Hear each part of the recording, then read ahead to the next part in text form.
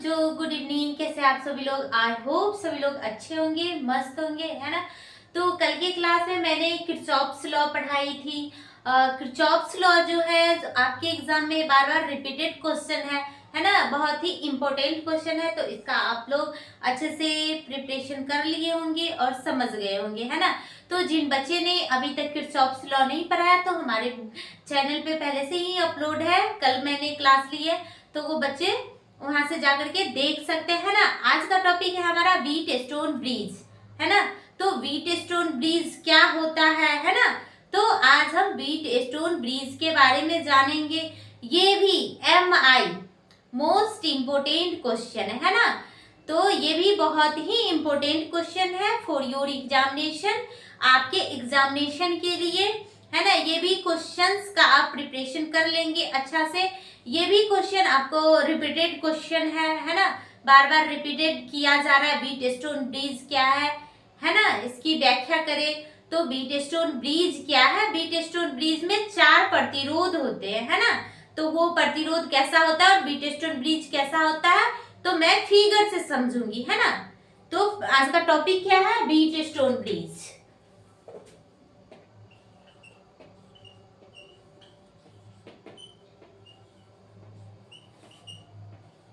Wheat stone bridge,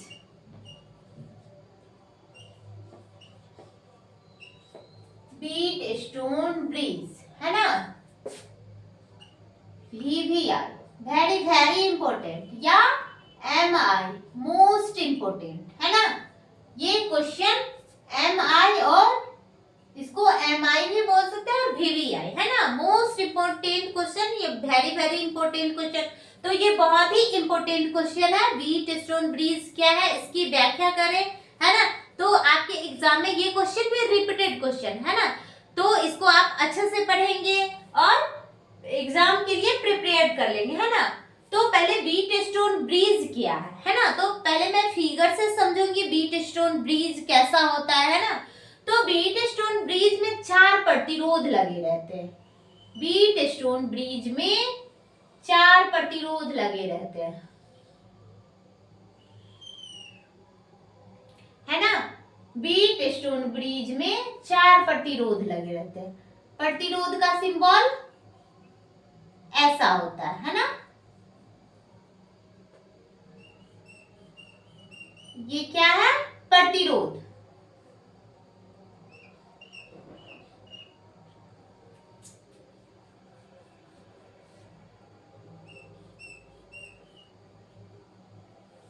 wheat stone bridge में 4 प्रतिरोध लगे रहते हैं, जिसको नाम मानते हैं P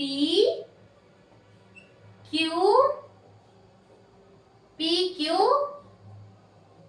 R S, है ना।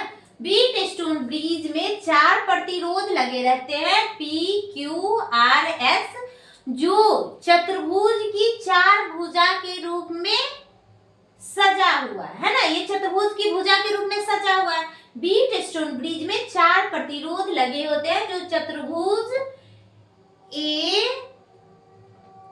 B C D, है ना। जो चतुर्भुज ABCD के 4 भुजा के रूप में सजा होता है। और ये जो है चतुर्भुज, इसके एक विकर्ण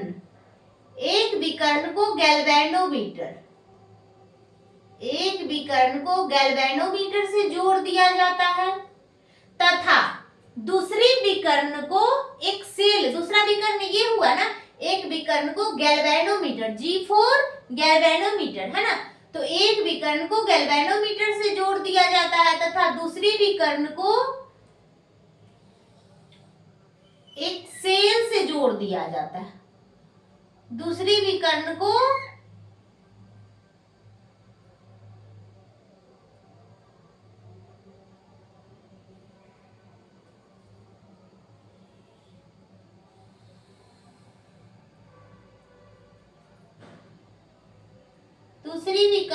एक सेल से जोड़ दिया जाता है ना। दूसरी विकर्ण को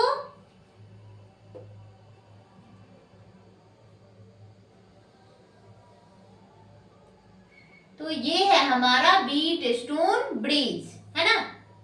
कंप्लीट बीट स्टोन ब्रिज है ना। तो बीट स्टोन ब्रिज एक ऐसी युक्ति है जिसमें 4 प्रतिरोध लगे रहते हैं, PQRS 4 प्रतिरोध लगे रहते हैं, जो चतुर्भुज की 4 भुजा A,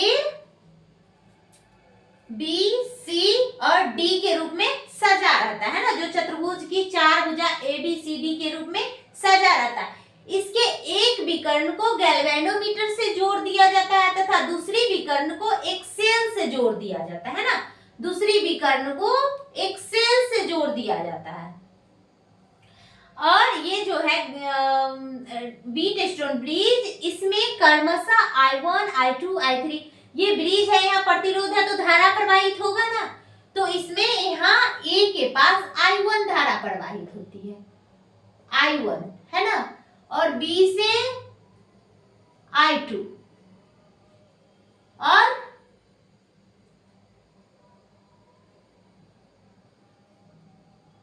I3 और यहाँ I4 है ना। तो यहाँ C पर I4 धारा प्रवाहित होती है C से, और यहाँ D, यहाँ तो है गैल्वेनोमीटर है ना, गैल्वेनोमीटर G है ना, तो यहाँ I3 धारा प्रवाहित होती है और यहाँ I4। तो इस जो है बीट स्टोन ब्रिज, इससे क्रमशः I1, I2, I3 और I4 धारा प्रवाहित होती है ना। तो हम क्या लिखेंगे कि बीट स्टोन ब्रिज एक ऐसी युक्ति है जिसमें 4 प्रतिरोध लगे रहते हैं है ना, जो चतुर्भुज की 4 भुजा A, B, C, D के रूप में सजा होता है ना।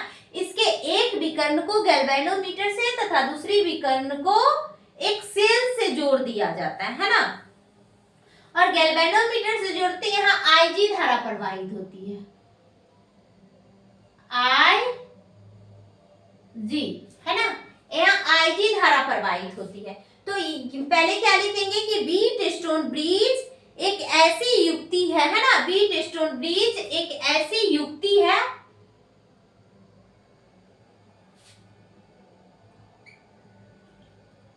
यहाँ D से धारा जाती है I4 है ना, और वहां B से I2 धारा जाती है, और यहाँ I3 और इधर से I4 है ना। तो यहाँ IG गैल्वेनोमीटर से अगर जोड़ेंगे तो यहाँ IG धारा प्रवाहित होती है ना। तो क्या लिखेंगे, बीट स्टोन ब्रिज एक ऐसी युक्ति है जिसमें 4 प्रतिरोध लगे रहते हैं, इनमें से 3 प्रतिरोध का मान ज्ञात होता है परंतु एक प्रतिरोध का मान अज्ञात होता है, यानी कि एक प्रतिरोध का मान हमें ज्ञात नहीं होता है। तो ज्ञात प्रतिरोध, तीनों जो ज्ञात प्रतिरोध है उसकी सहायता से हम अज्ञात प्रतिरोध का मान निकालते हैं, इसे ही बीट स्टोन ब्रिज कहते हैं ना। तो क्या लिखेंगे, बीट स्टोन ब्रिज एक ऐसी युक्ति है जिनमें 4 प्रतिरोध लगे रहते हैं, इनमें से 3 प्रतिरोध का मान ज्ञात होता है परंतु एक प्रतिरोध का मान अज्ञात होता है। तीनों ज्ञात प्रतिरोध की सहायता से अज्ञात प्रतिरोध का मान ज्ञात कर लिया जाता है ना। तो बीट स्टोन ब्रिज एक युक्ति है, इसमें 4 प्रतिरोध लगा रहता है, 3 प्रतिरोध का मान ज्ञात रहता है, एक प्रतिरोध का मान ज्ञात नहीं होता है, उसका मान ज्ञात करने के लिए ज्ञात किया जा सकता है, ये बीट स्टोन ब्रिज में है ना। तो वही लिखेंगे कि बीट स्टोन ब्रिज क्या है ना। तो इतना पहले हम लिखते हैं, क्या लिखेंगे,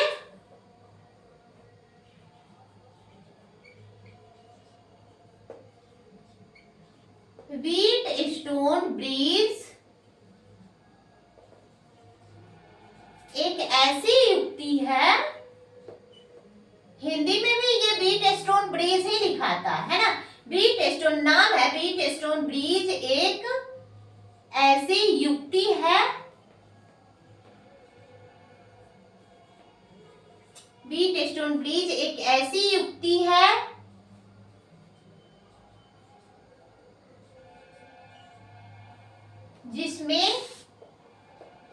जिसमें 4 प्रतिरोध लगे रहते हैं,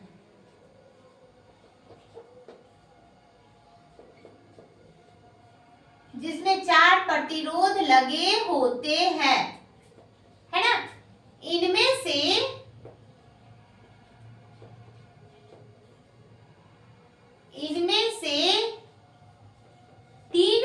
प्रतिरोध का मान,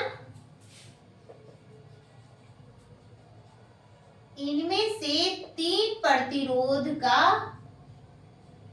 मान ज्ञात होता है ना, 3 प्रतिरोध का मान ज्ञात होता है।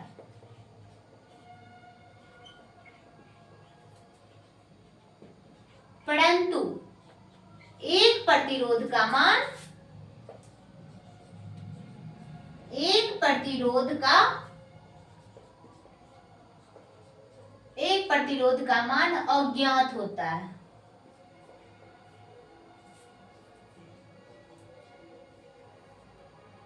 अज्ञात होता है ना।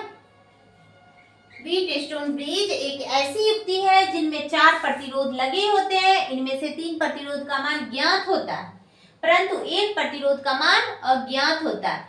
तीनों ज्ञात प्रतिरोध की सहायता से, तीनों ज्ञात प्रतिरोध की सहायता से एक अज्ञात प्रतिरोध का मान, एक अज्ञात प्रतिरोध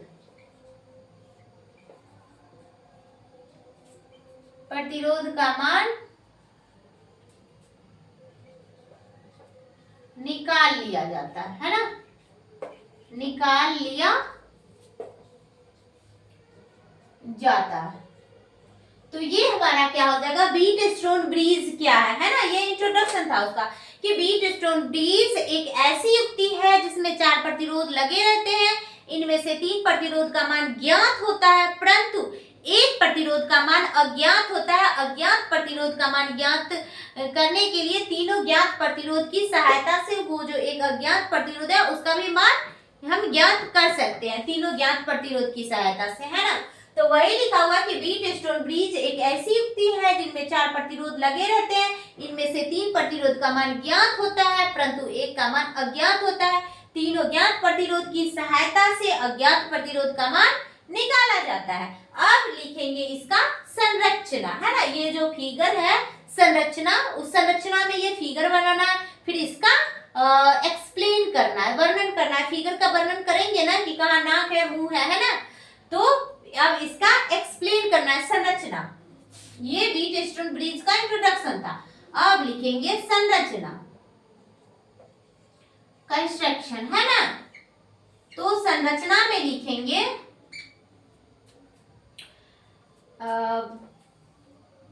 व्हीटस्टोन ब्रिज 4 प्रतिरोध PQR, व्हीटस्टोन ब्रिज में 4 प्रतिरोध PQRS चतुर्भुज की 4 भुजा ABCD के रूप में सजे रहते हैं, है ना। और इसके एक विकर्ण को गैल्वेनोमीटर तथा दूसरे विकर्ण को एक सेल से जोड़ दिया जाता है ना, यही किया गया है। तो यही जो फिगर में जो इंक्लूड है उसको लिखना है ना, उसकी व्याख्या करना है, वर्णन करना है ना। तो संरचना में पहले फिगर बनाएंगे, फिर फिगर का एक्सप्लेनेशन देंगे, है ना। तो क्या लिखेंगे, व्हीटस्टोन ब्रिज में व्हीटस्टोन ब्रिज में 4 प्रतिरोध PQRS, है ना। व्हीटस्टोन ब्रिज में 4 प्रतिरोध PQRS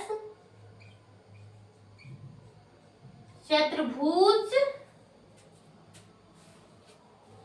ABCD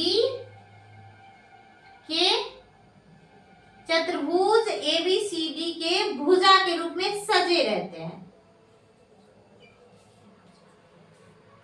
चतुर्भुज की भुजा चतुर्भुज ABCD के भुजा के रूप में सजे रहते हैं, है ना। ये जो रेसिस्टेंस है, प्रतिरोध, ये कैसा है, ये ABCD भुजा के रूप में सजा है ना, चतुर्भुज की तरह दिखने में लग रहा है ना। तो बीट स्टोन ब्रिज में चार प्रतिरोध PQRS चतुर्भुज ABCD के चार भुजा के रूप में सजे रहते हैं। ABCD के चतुर्भुज ABCD के चार भुजा के रूप में सजे रहते हैं।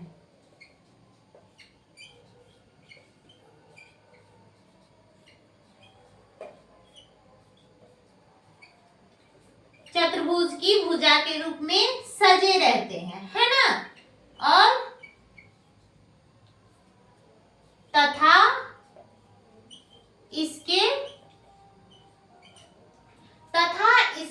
एक विकर्ण को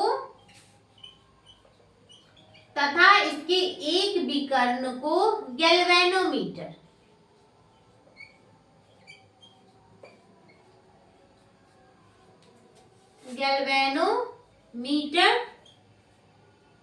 तथा इसके एक विकर्ण को गैल्वेनोमीटर तथा दूसरी विकर्ण को एक्सेल से जोड़ दिया जाता है ना।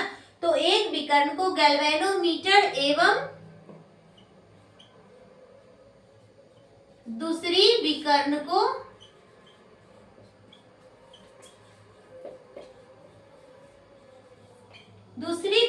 को एक्सेल से जोड़ दिया जाता है। एक्सेल से जोड़ दिया जाता है ना।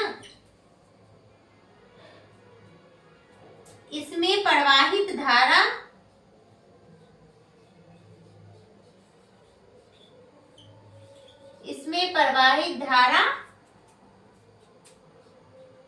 I1, I2, I3 तथा I4 है। तो यही है बीट स्टोन ब्रिज का संरचना। पहले फिगर बनाएंगे फिर उसका एक्सप्लेनेशन करेंगे, है ना।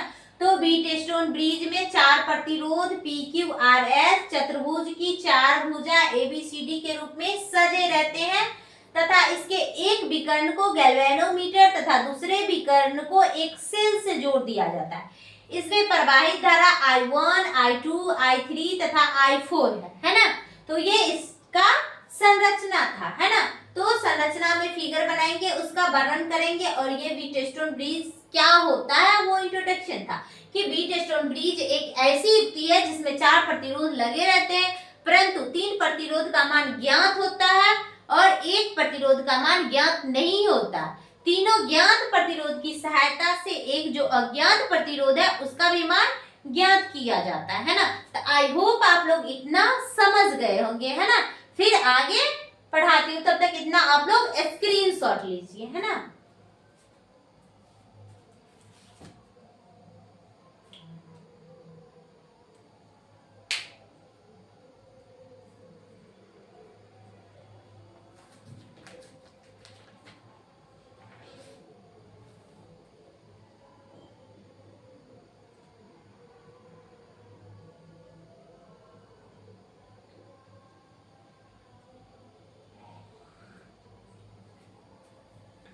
तो आप लोग इतना स्क्रीनशॉट ले लिए होंगे, है ना। मिटाने वाला कहाँ रख दी मैंने।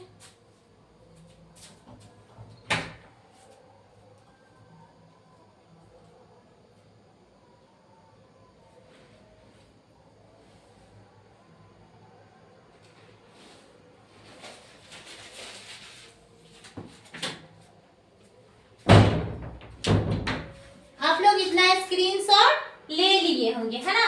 तो इससे आगे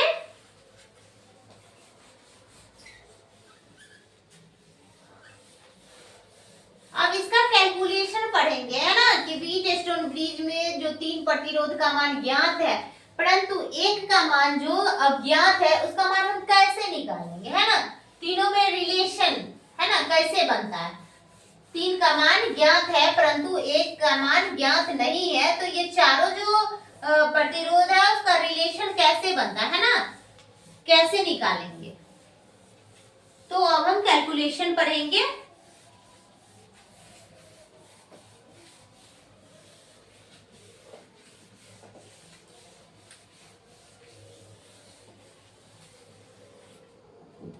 अब देखिए ये ब्रिज था, है ना, व्हीटस्टोन ब्रिज, जिसमें 4 प्रतिरोध लगे हुए हैं और एक विकर्ण को गैल्वेनोमीटर से जोड़ दिया जाता है तथा दूसरे को एक सेल से। अब लिखेंगे कि व्हीटस्टोन ब्रिज में 4 प्रतिरोधों को इस प्रकार संयोजित किया जाता है कि इससे प्रवाहित गैल्वेनोमीटर से प्रवाहित धारा 0 हो, है ना, Ig का मान 0 हो। इस प्रकार हम उसको संयोजन करेंगे, जोड़ेंगे, कनेक्शन करेंगे ताकि Ig का मान 0 हो। ये शर्त है व्हीटस्टोन ब्रिज का, है ना, शर्त है। तो यहाँ पे क्या लिखेंगे, आवश्यक शर्त,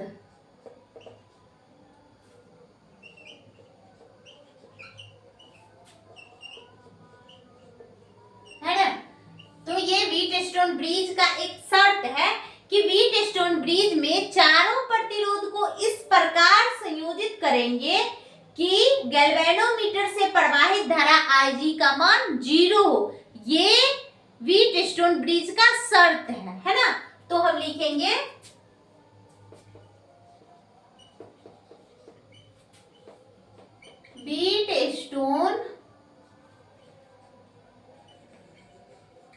व्हीटस्टोन ब्रिज में चारों प्रतिरोधों को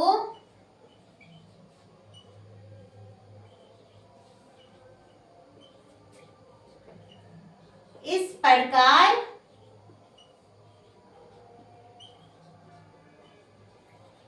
प्रकार संयोजन करेंगे कि गैल्वेनोमीटर से प्रवाहित धारा, है ना,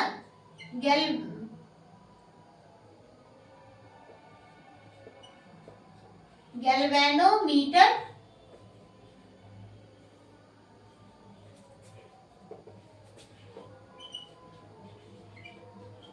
प्रवाहित धारा Ig बराबर 0, है ना। ये शर्त है व्हीटस्टोन ब्रिज का, ये शर्त है कि अगर व्हीटस्टोन ब्रिज ये है तो चारों प्रतिरोधों को इस प्रकार संयोजित करेंगे कि गैल्वेनोमीटर से प्रवाहित धारा Ig मतलब 0 हो, Ig का मान 0 हो, गैल्वेनोमीटर से प्रवाहित विद्युत धारा का मान 0 हो, है ना। तो बिंदु B पर किरचॉफ्स के फर्स्ट लॉ से, है ना, कल का क्लास है मेरा किरचॉफ्स लॉ। तो किरचॉफ्स लॉ में फर्स्ट लॉ मैंने संधि नियम पढ़ाई थी ना, उसमें क्या बताई थी कि किसी संधि पे आने वाली धारा और जाने वाली धारा बराबर होता है ना, जितनी धारा आती है उतना ही धारा जाती है किसी संधि से, है ना। तो वही यहाँ पे लिखेंगे बिंदु B पर किरचॉफ के पहले नियम से, किरचॉफ के संधि नियम, पहला नियम क्या था, संधि नियम से, संधि नियम से बिंदु B पर किरचॉफ के फर्स्ट लॉ यानी कि संधि नियम से मैंने क्या बताई थी कि बिंदु B पे जो धारा आ रही है वही धारा उतना ही धारा जा भी रही है ना। तो बिंदु B पे देखिए I1 धारा आ रही है ना, बराबर I1 धारा बिंदु B पे आ रही है ना, I1 आ रही है, लेकिन जा कौन रही है बिंदु B से, I2 और Ig। बिंदु B से कौन धारा जा रही है, I2 और Ig। तो जितना I1 होगा उतना ही I2 Ig होगा, I2 प्लस Ig उतना ही धारा I1 बराबर I2 प्लस Ig, है ना। तो मैंने कल किरचॉफ्स लॉ में बताई थी कि संधि नियम में कि किसी संधि पर जितनी धारा आती है उतना ही धारा जाती है, अर्थात संधि पर धारा का मान 0 होता है ना। तो किरचॉफ्स के फर्स्ट लॉ से I1 equal to I2 plus Ig, है ना। और Ig का मान तो 0 है, Ig का मान, ये तो कंडीशन है ना कि Ig का मान 0, जब 0 देंगे तो I1 इक्वल टू I2, है ना। तो इसका मान 0 देंगे तो I1 इक्वल टू I2, है ना। इसको समीकरण 1 मानेंगे, है ना। फिर बिंदु D पर किरचॉफ के लॉ से, है ना, किरचॉफ्स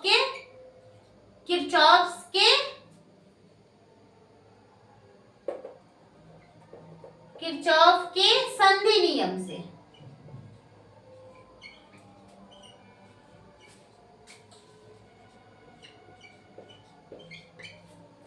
तो बिंदु डी पर किरचॉफ्स के संधि नियम से क्या हो जाएगा, बिंदु डी पे देखिए कौन सा धारा डी पे आ रही है और कौन जा रही है ना। तो डी पे एक IG आ रही है और दूसरा I3 आ रही है और जा कौन रही है, I4, है ना। तो जितनी धाराएं संधि पे आती है उतनी ही धाराएं संधि से जाती भी है ना।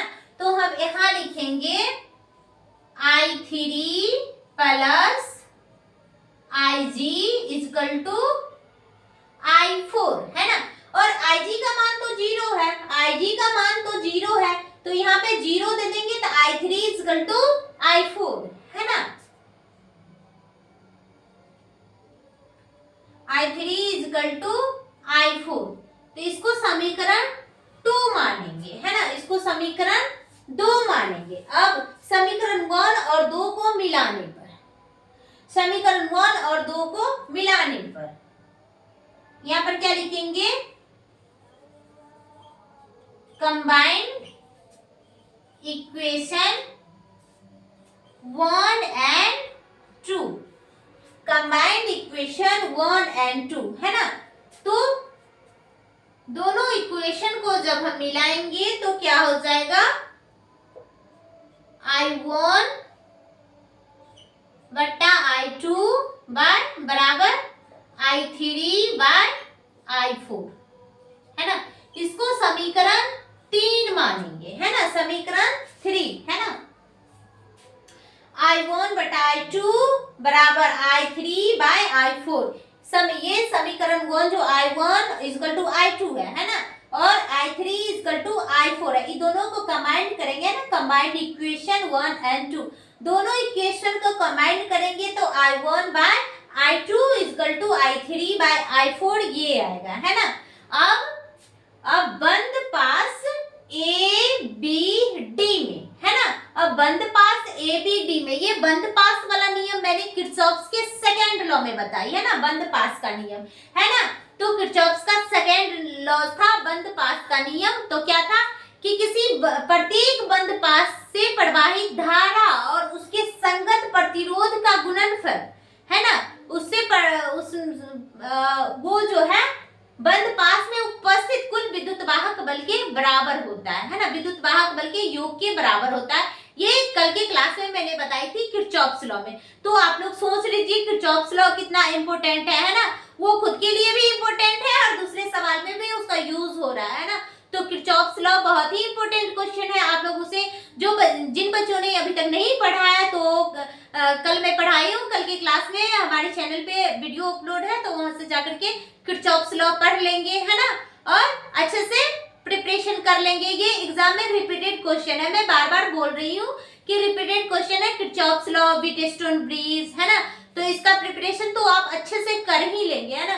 तो किरचॉफ्स लॉ के सेकेंड लॉ में मैंने बताई थी कि बंद पास का नियम, है ना, बंद पास का नियम। तो बंद पास A B D A में, है ना, इधर एक one side A B D A, आप लोग ध्यान से देखिए A B D A, है ना, वन साइड आया ना। तो बंद पास A B D में हम देखेंगे क्या, बंद पास का नियम क्या था कि प्रवाहित धारा और प्रतिरोध का गुणनफल इस बंद पास में उपस्थित कुल विद्युत वाहक बल के योग के बराबर होता है ना। तो आई होप आप लोग इतना समझ गए होंगे और इतना स्क्रीनशॉट लीजिए। फिर यहाँ से समीकरण 3 से आगे फिर मैं बताती हूँ, है ना। आप लोग इतना स्क्रीनशॉट लीजिए।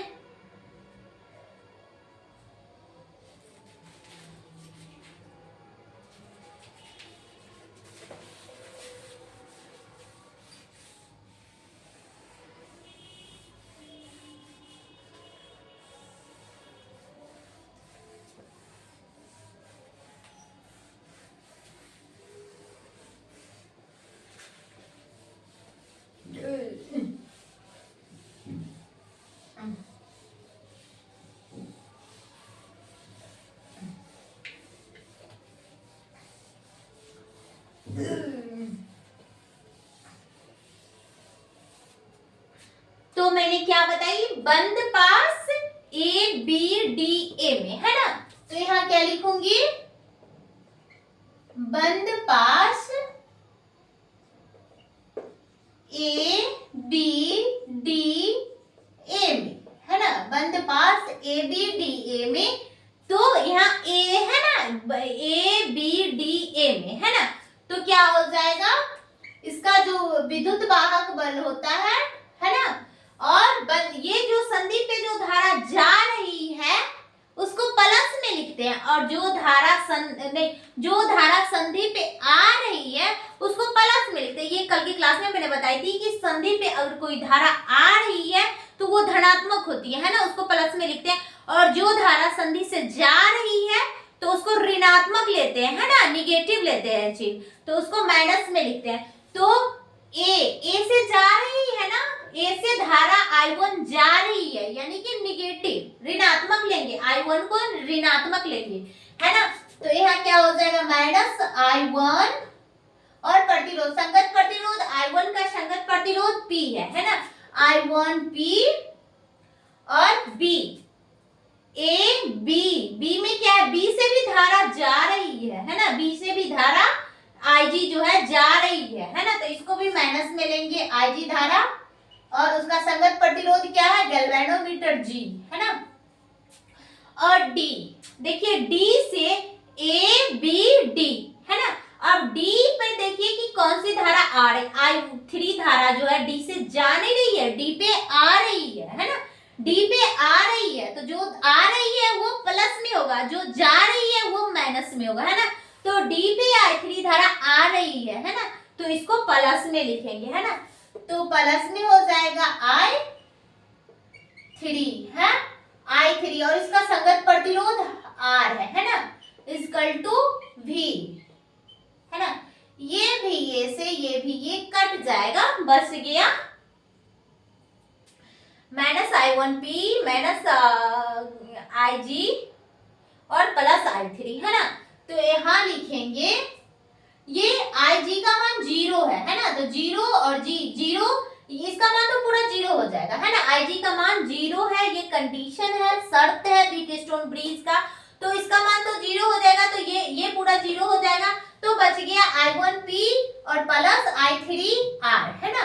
तो माइनस I1P इक्वल टू, ये प्लस में है, इसको बराबर के उस साइड ले जाएंगे तो माइनस में आएगा, माइनस I3R, है ना। अब माइनस माइनस कट गया, I1 और I3, है ना। तो यहाँ लिखेंगे I1 बट्टा I3 बराबर R बट्टा P, इसको समीकरण 4 मानेंगे, है ना। I1 बट्टा I3 और R बट्टा P, है ना, इसको समीकरण 4 मानेंगे, है ना। अब लिखेंगे बंद पास, ये वन साइड का तो हो गया, अब दूसरी साइड BCD में, BCDB में, है ना, BCDB में, बंद पास BCDB में, है ना, ये वन साइड इधर वाला, तो बंद पास BCDB में, है ना, बंद पास BCDB में, है ना। तो फिर क्या हो जाएगा, VB, अब देखिए यहाँ प्लस या माइनस, B है ना, B से जो है C के तरफ आना है, तो B से धारा जा रही है, B से धारा जा रही है, तो ये माइनस में हो जाएगा, B से धारा जो जा रही है वो माइनस में हो जाएगा, I2 और उसका संगत प्रतिरोध Q, है ना, I2Q, और C, अब C पे आ रहा है, तो C पे धारा I4 आ रही है, C पे धारा आ रही है, तो वो प्लस में, और इसका संगत प्रतिरोध ऐसे, है ना, तो ये I4 धारा प्लस में हो जाएगा, प्लस I4S, है ना, I4S और BCDB, तब तो ये बंद लूप हो जा, बंद पास। अब फिर D से B में जाना, अब D से B में, अब धारा IG आ रही है, ये भी प्लस में हो जाएगा, प्लस IG और इसका संगत प्रतिरोध G गैल्वेनोमीटर है ना, बराबर VB। तो VB से VB कट जाएगा, बच क्या गया माइनस ये गैल्वेनोमीटर, ये जो प्रवाहित धारा Ig इक्वल टू 0, तो ये पूरा 0 हो जाएगा है ना। तो बच गया यहाँ I2Q प्लस I4S, यही दोनों I4S यही बच गया। तो यहाँ क्या लिखेंगे माइनस I2Q, और ये प्लस में है बराबर के उस साइड ले जाएंगे तो ये माइनस में हो जाएगा I4S है ना, I4S। तो ये माइनस माइनस कट जाएगा, यहाँ क्या हो जाएगा I2 by I4 equal to S बट्टा Q, S बट्टा Q। इसको समीकरण 5, ये समीकरण 5 हो जाएगा है ना, समीकरण 5 हो जाएगा। तो आई होप आप लोग इतना तक समझ गए होंगे। ये सब जो है मैं लिख रही हूँ, ये किरचॉफ्स के नियम के अनुसार लिख रही हूँ। पहले तो फर्स्ट लॉ मैंने पढ़ाई थी संधि नियम, उसके अनुसार लिखा। फिर सेकेंड नियम बंद लूप का था, तो बंद लूप में यही था कि जो उस बंद लूप में प्रवाहित धारा और उसके संगत प्रतिरोध का गुणनफल है ना, तो धारा और उसका प्रतिरोध जो है वो मैं लिख दे रही हूँ है ना। तो वो यहाँ तो I1 माइनस I1P और minus I3P, minus minus cut गया I1 बाय I3 और R बाय P, ये समीकरण 4 हो गया। फिर बंद पास BCDB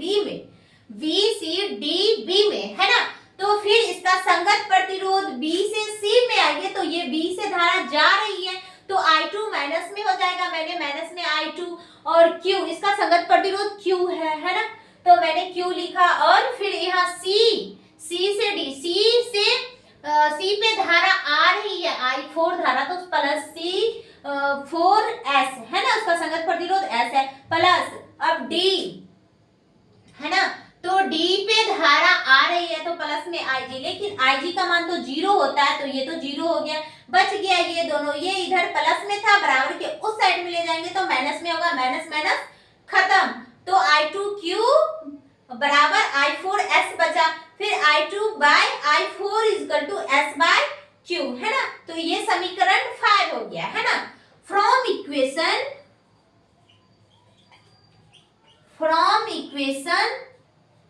3 है ना, समीकरण 3 से, फ्रॉम इक्वेशन 3, और समीकरण 3 क्या है फ्रॉम इक्वेशन 3 यानी कि समीकरण 3 से है ना। तो समीकरण 3 क्या है I1 बट्टा I2 equal to I3 bye I4 है ना, ये समीकरण 3 है ना। तो समीकरण 3 से अब फाइनली आएगा, तो समीकरण 3 क्या है, थोड़ा सा इसको मिटा करके फ्रेश लिखते हैं है ना।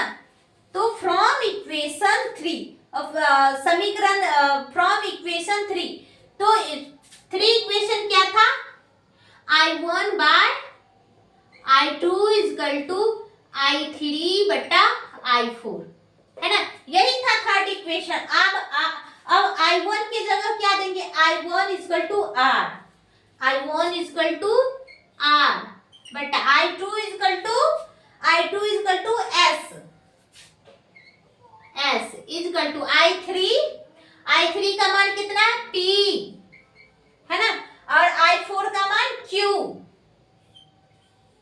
है ना, I4 का यही है फाइनली रिजल्ट, फाइनली सॉल्यूशन है ना।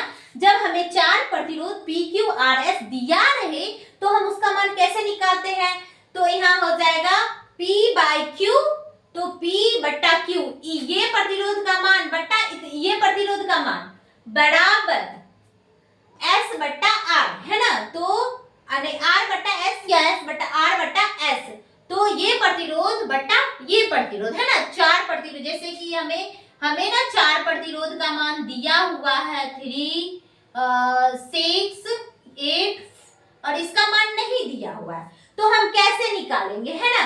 तो इसका मान 3 बट्टा 6 इक्वल टू 8 बाय x, ये मान नहीं दिया हुआ है तो हम x मानेंगे है ना। तो 3 2 जा 6 और x equal to 16, x equal to